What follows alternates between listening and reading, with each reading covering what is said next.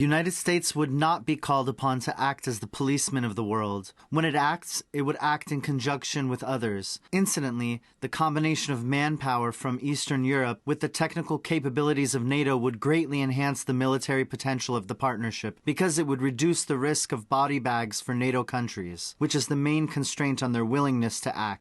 This is a viable alternative to the looming world disorder. Well, the NATO countries continue to insist they are not a party to the conflict, but this document from 1993, published by George Soros's Open Society Institute, gives a different impression.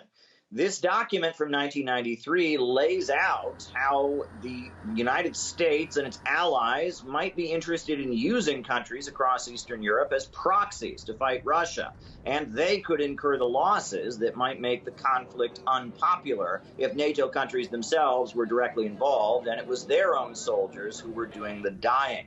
Now, the coup in 2014, in which the United States overthrew the Ukrainian government and installed a fanatically anti-Russian group to power in Kiev, seems to match what this document put forward. What we generally hear in Western media is that Ukraine is simply under attack, turning for help from the democratic West. But Jeffrey Sachs of Columbia University, he recently came forward and said that's not the case. The United States has overthrown dozens of governments. It definitely contributed to the overthrow of Yanukovych. And I know this from the inside, not just from the outside. So I just want to be clear that I know from top people involved in these issues what I'm discussing right now. Now, the Soros document not only matches the situation where Kiev is having U.S. weapons piled into it and being supplied with weapons by the United States, it also matches that the government of Poland is very warmongering and hostile to Russia.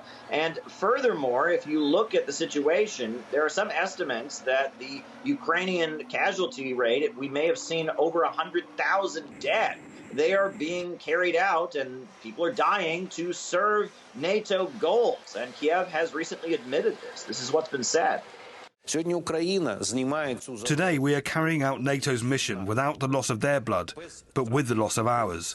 That's why they need to supply us with weapons. And furthermore, we've had U.S. officials admit that this is indeed the purpose of the conflict in Ukraine. It's about serving NATO's goals. The United States aids Ukraine and her people so that we can fight Russia over there and we don't have to fight Russia here.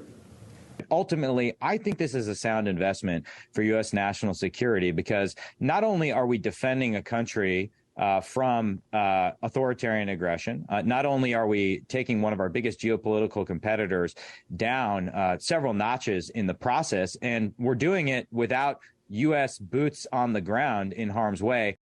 Now, it appears that the Yanukovych government in Ukraine wasn't the only government that the United States had its eyes on for stirring up some kind of regime change and perhaps using it against Russia.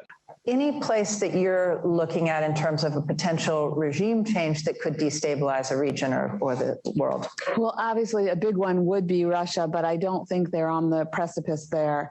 I think things have to get worse economically, and there have to be many more body bags and, frankly, military losses before there's a change in the government in Moscow. We have a very casual statement from Western leaders that they seek to utilize the lives of people across Eastern Europe and let them go out and die to serve their own political agenda.